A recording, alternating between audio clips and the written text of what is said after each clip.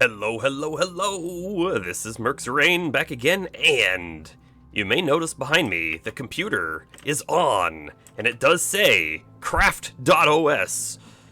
Current craft and queued crafts. We have also moved the crafting button. Let's go ahead and take a look at what's actually happening with our program. We can now come in here and select something. Let's pick our modem. The modem was the main craft that we wanted to do. Everything else is a subcraft, right? So we select craft, and we have a lot of things. But look, the network card and the machine base. We have one of each of these, which is great. However, I want to make 10 whole wired modems. Bam, plus 10. Watch what's gonna happen. Boom.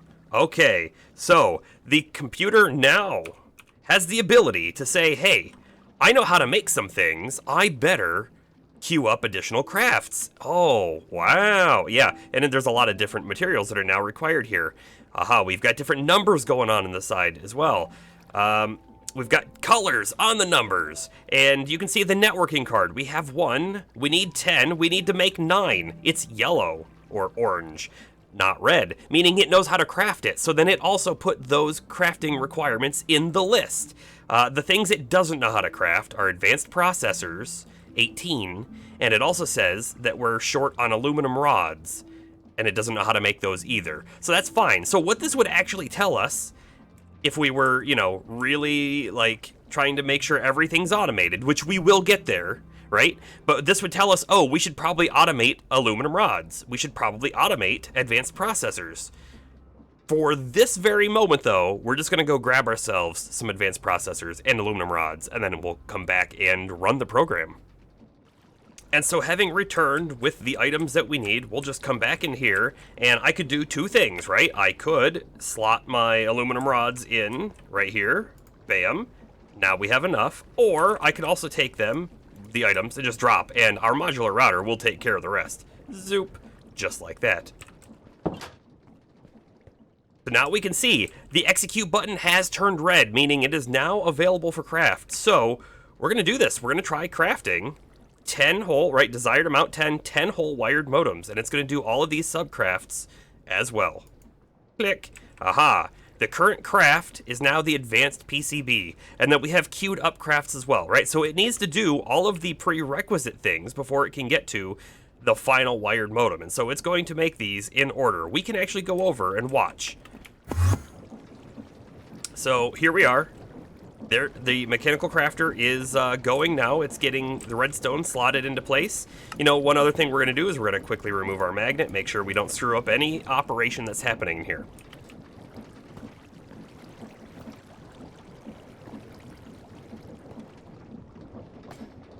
Dun-da-da, there's one. Actually, that's more than one, isn't it? Look, that's a whole 4 of those. Okay, which is great. So once this goes back into the system, it's going to, it's monitoring, right? It's monitoring to see how many items have been crafted and everything, and then it's going to queue up the next thing. So if we watch, look, this one is now queuing up with all the items it needs. It's got everything back here, and the arm is depositing stuff as we speak. So, with all of this going on, what could we do to make this better, right?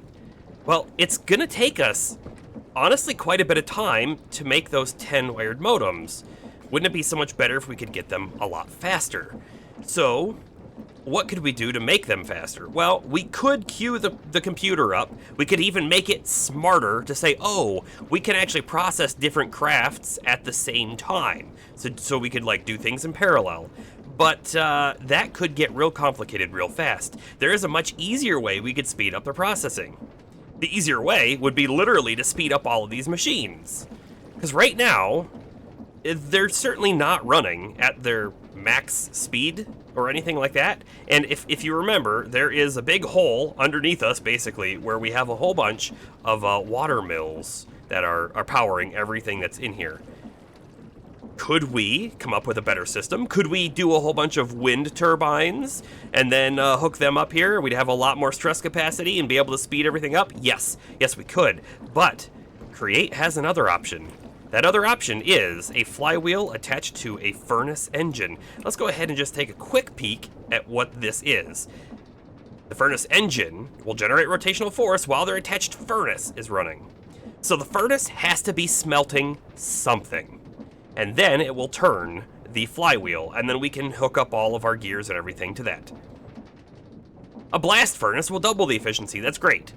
So we need to think about, well, what could we smelt with a blast furnace that we have unlimited amounts of, right? That's kind of a key bit. If we don't use blast furnace and we use the normal furnace, you know, we have a lot more smelting options. Not only do we need to determine what we're going to smelt, right? But we also need to determine what we're going to use as a fuel. And I have thought up an idea, right? There are blaze rods. Blaze rods can be used as a fuel, I believe. Maybe not. But that's fine. Blaze rods can make blaze lanterns, and these can be used as a fuel. So look, smelts 120 items. I'm pretty sure blaze rods are in here too. Right there, there. So one blaze rod will smelt 12 items. But if we go back, one blaze lantern will smelt 120 items. So it's a 10 times multiplier. It takes 4 blaze rods and then 5 blaze powder. And we know that we can make the blaze powder by crushing. So 2 blaze rods will guarantee us enough blaze powder. So that's 6 total blaze rods, and it's not a 10 times, right? It's not a 10 times multiplier in the blaze rods. And these blaze lanterns would be even better. So if we use this as our fuel source, we then need to determine what we're going to use as our smeltable object. And one thing I thought of right off the bat was, well, if we use a normal furnace, we could smelt stone into, or cobblestone into stone. The cobblestone could then, or the smelted stone could then go and be placed and then like broken into cobblestone and make an infinite loop. Okay, so that could be a thing if we don't go with the blast furnace, that is. So let's hold off on exactly what we're gonna smelt. How do we get the items to smelt the blazes? Well, we have right here 2 cardboard boxes full of blaze spawners. So my thought process today is, why don't we get a blaze auto kill chamber going inside the factory? It's going to be part of the factory. It's going to be the heart of the factory, if you will. Well, the computer might really be the heart, but the blaze spawners can be the stomach of the factory. I don't know, something like that. You know, one other option we have to also speed this up is, what if we had multiple arms on each one of these, right? Right now, this one arm can grab 1 stack of items and move it. It can grab another stack of items and then move it. But if we had 3 arms right here, each one could grab it, and this would actually speed up this part of the craft, honestly, by 3 times, right? So we do have options for speeding things up. And another option that is the nuclear option, we could totally remake all of this, not inside of Create, right? We could have other machines that are able to be run a lot faster. But I do kind of like the Create setup here, and we're going to stick with it. And since we're doing the blaze rods in our factory here, we're going to be setting up the furnace engine, and we'll be able to hopefully go a lot faster that way too. And also, just to show you over here, right, it has finished with its first craft, and now we're on to the wireless transmitters. So if we just come back over here, pop and take a look, we can see it's doing the wireless transmitters now. They get crafted up there. If we're going to use a blaze spawner to farm our blaze rods, well, then we need to consider some things. And if you remember, we do have a blaze spawner behind us. This is in our basement, and this farms the blazing blood. Now, things to think about. Well, what is the spawn radius of a blaze spawner? And it's honestly not very large. It is a 3x3 area, and it's like maybe 1 or 2 blocks like above and below the spawner, so it's pretty small. It also only spawns about 1 at a time, and then in this setup, we're using the foundry, powered by blazing blood, to like burn and melt the blazes down. But in our new system, we need to come up with a new way to kill them, a new way to potentially spawn them. So we want the system to be smarter than the one downstairs in many different ways. And one thing that we should probably take a look at is, if we look up a spawner, we can see from the Apotheosis mod that there are some things that we can do. And one of the things that we want is we want this thing to be running no matter where we are, which means we need to be able to make it ignore players. This is done with a Token of Joy and a Specter's Eye. Now, if you remember the Specter's Eye, we made this in a previous episode. We have to spawn the Bell Ringer. Yeah, so we'll do another one of these. And we need Tokens of Joy. I happen to have a few of these crafted up, so we're good on the Ignores player. We also want Redstone Control. However, this says minus Redstone Control, so if we keep going, we'll find plus Redstone Control, this one here. I believe what this means is it's going to add the Redstone Control to the spawner, and the other one would remove it, right? So Token of Joy and Glyph of Sensitive, which this is really easy, Magic Clay and Scaffolding. And then I'm also thinking no AI. Let's find the plus no AI, wherever that one was. Here it is. With a Glyph of Freeze, Magic Clay, and a Snow Block, also pretty simple. So with no AI, I believe they won't try to move or float or anything, which will help us move them around and get them to our killing chamber. That brings us to our next problem. Okay, so if they don't have any AI, they don't move around or anything, well, how do we move the blazes that spawn to the location that we want them? Well, there's plenty and plenty of options in this mod pack. And one of the things that I honestly was looking for is the pedestal mod, right? We do have pedestals. Pedestals themselves are Living Rock, which we've made, and Luminizer, which we can make, but we just haven't, right? And there's a lot of different things you can do with pedestals. You could even set up your pedestal to attack, and this could be the auto attacker. However, this is where we run into a problem. We need things like Tokens of Rage, these Pixie Dusts, which require a much further Botania setup than we have, and some Montu God Shards, which we could get this, but this is a very manual thing. It's really the Pixie Dust that's kind of the problem here, so we're not going to look at pedestals. But one of the things I wanted from pedestals is they have fans, so we could push them around.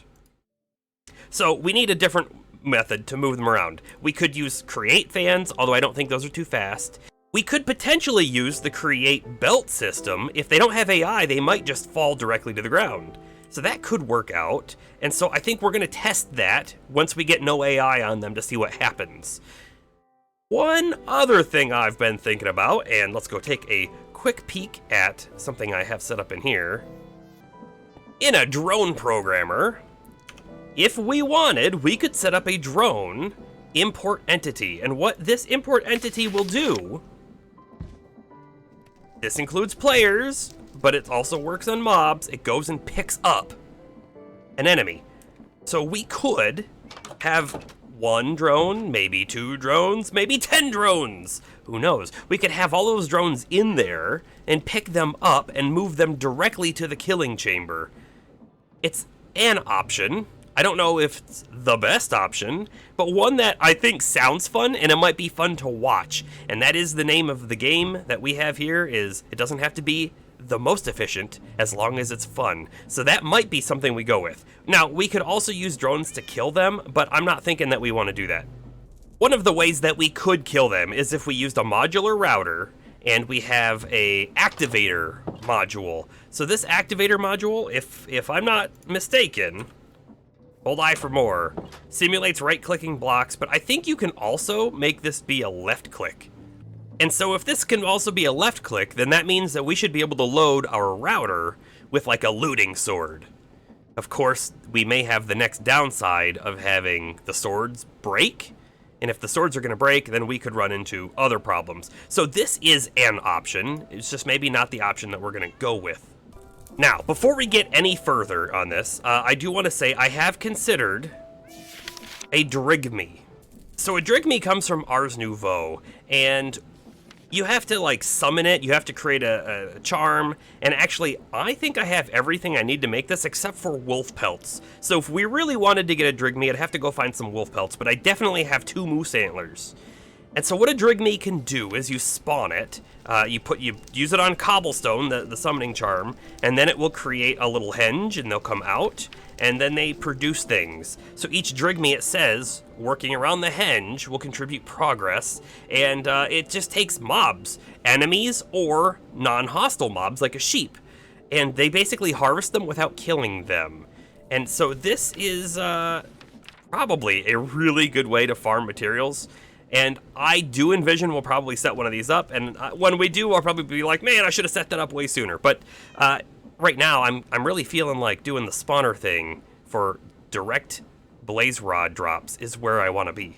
While we're contemplating exactly how we want to move them and how we want to kill them, let's actually get them sort of set up so we can do a little bit of testing. That means we're going to want these glyphs of sensitive. We're also going to want these no AIs. We can come back and get the ignores players at a little bit later of a date, but we can build the whole thing and then apply more modifications later. And some of the modifications would be like max entities. Spawn count would be a really good one to get. This is a tier 3 glyph, but you know, it's not that difficult to make. And then this one has spawn delay down. So we probably want to be looking at that one as well. But for this time, let's do no AI and redstone control. This is back to using our glyph press, which we haven't used in quite a while, but here we go. Zap. Zap. Zap. Zap. Now, you know, maybe we should have made extras of those and like put those in our spell book. Every time we make a new glyph, we should really consider doing that.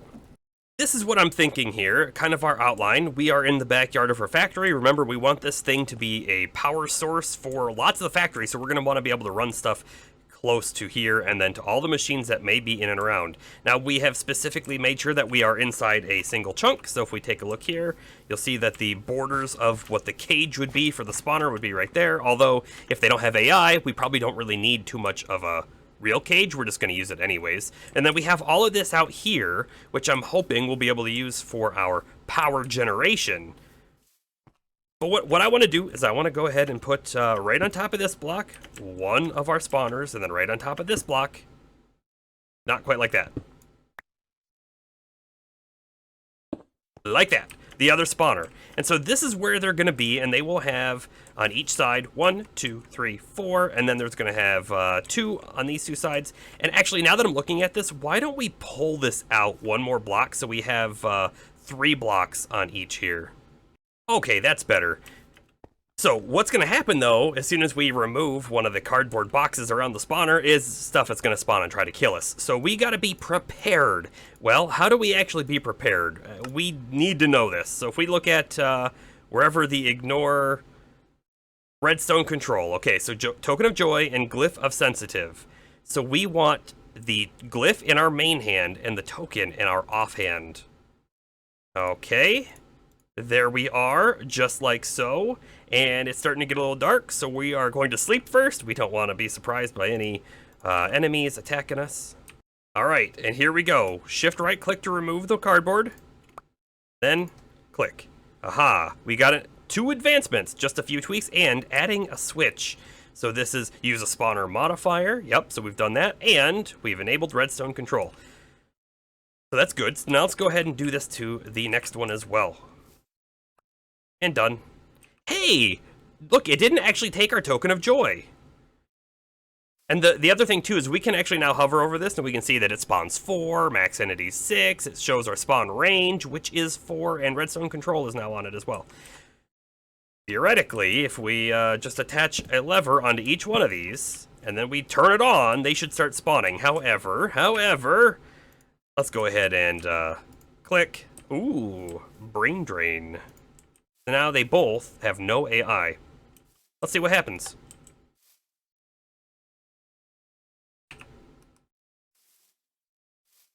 Waiting.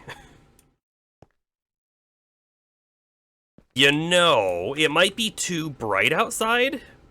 I thought that blaze spawners didn't matter if it was light out or not, but it kind of seems like it may. So let's go ahead and build ourselves a quick roof. This may be dark enough now. Boom. Blaze immediately spawned, and look what it did. It sank immediately. Also, right, we have no risk. It has no AI. It's not going to want to attack us at all. It should spawn another one, right? The max entities is 6. Okay, so there we go. Now, it says spawn count 4, which might make you think that it should spawn 4. At least that's kind of what I feel like should happen. So I don't know. We'll have to play around with more of these settings to tweak it up.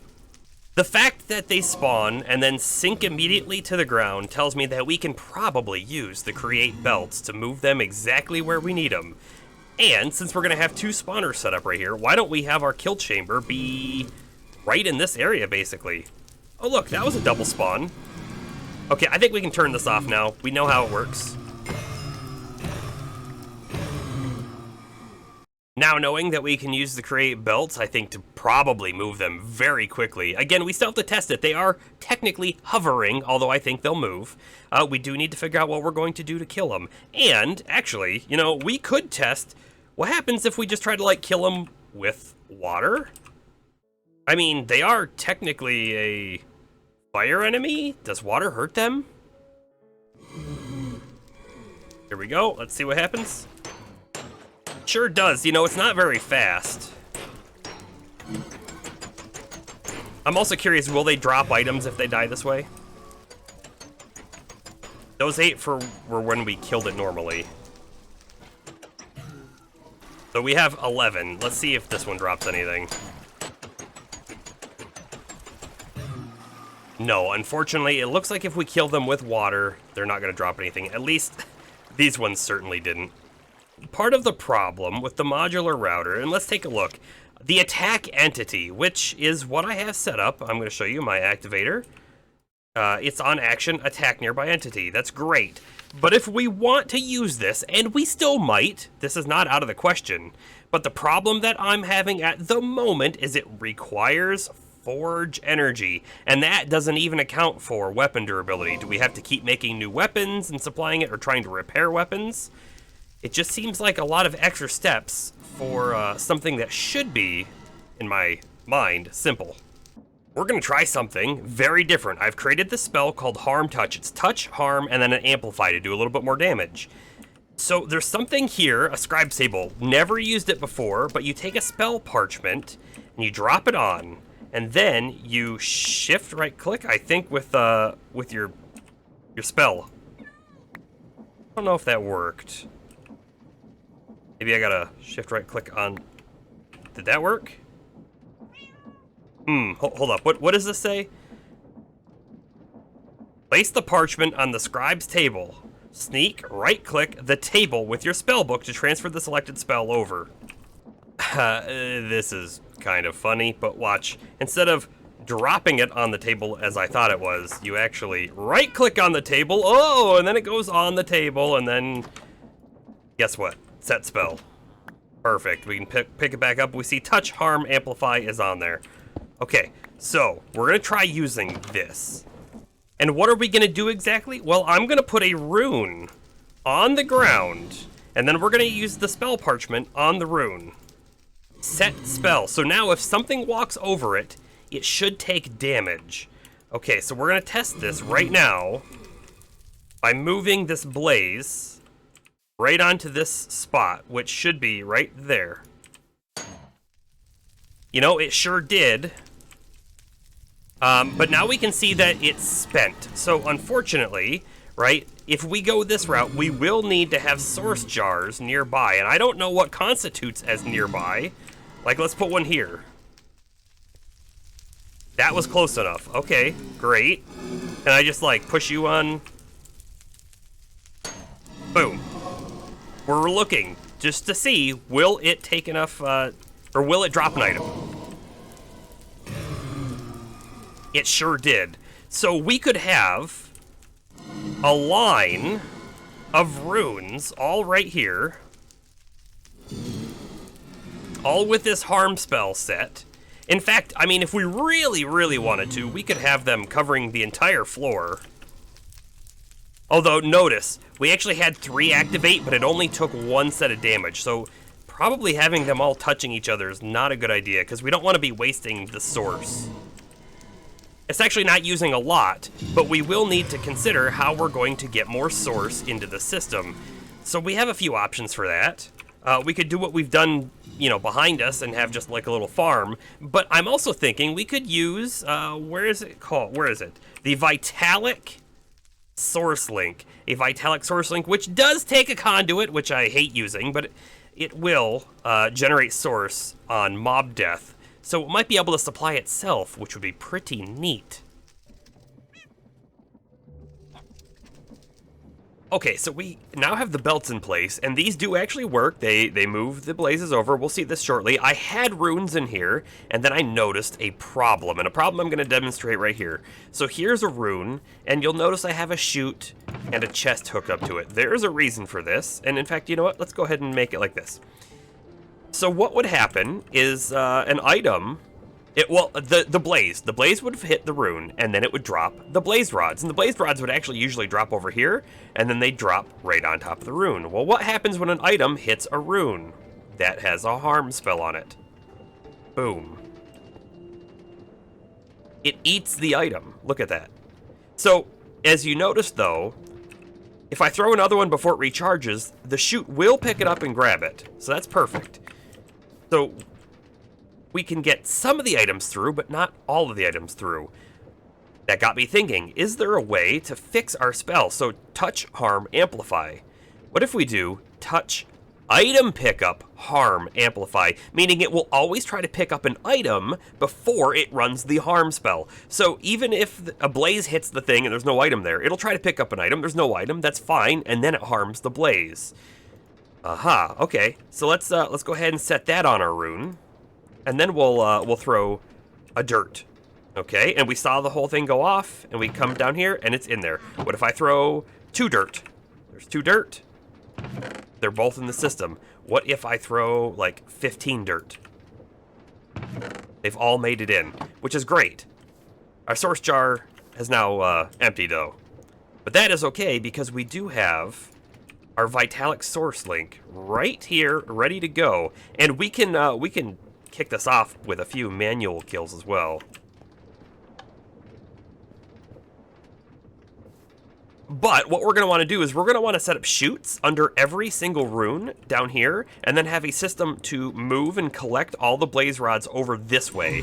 I'm thinking there might be a storage right here. We'll see. Bam. Aha, how much did that give? That gave 2%. And it took 1% to recharge that rune. So that's a really good sign. If every single enemy takes 1% to recharge a rune, but it gives us 2, I think we're golden.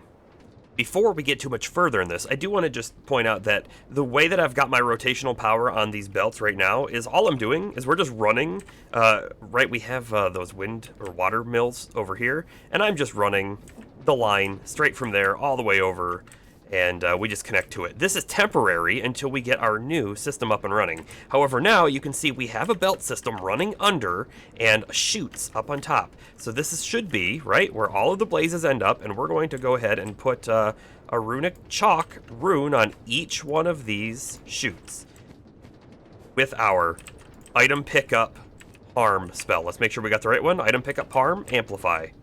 Click, click, click, click, click, ouch, click, ouch, click. Okay, and yes, as you've probably just noticed, you have to be very careful. They do hurt. Let's go ahead and get some blaze spawning, and we'll see if this works as intended. I imagine it will.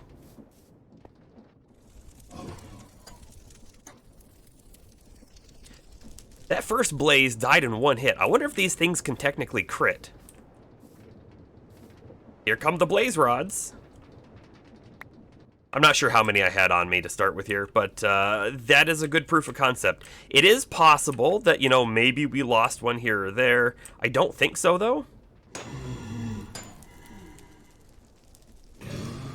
And man, when the belts are all sped up and we get some speed upgrades on these spawners, this should be a very, very quick system. Or blaze rods. Okay, our source jar is now actually empty though, so this is something that we will have to monitor whether or not our source jar will be able to keep up. Aha, see look, this is definitely on a spot now that has an empty rune. It is possible that if we started with a jar that was full, we may not have this problem, so I think that's going to be something worth checking out. There is one additional thing here. I see that there is experience down there that's not being collected. So we may also want to figure out a way to correctly gather that. I think this is going to be a really good spot to end our episode. In the next one, we will figure out whether or not we need to have a secondary form of source generation in order to handle this. Ooh, that guy spawned out of nowhere. And we're also going to work on our blaze rod processing, right? So things that we need to do, we need to split the blaze rods into a single storage and a secondary one that grinds them down into blaze powder. Then we need to route those both into crafting blaze lanterns. And then finally, we need to set up our power generation system. That'll all be in the next episode. So I hope that you enjoyed this episode. And that guy took a little bit of damage. But join me next time for powering the factory that's in progress. This is Mercs Rain signing off.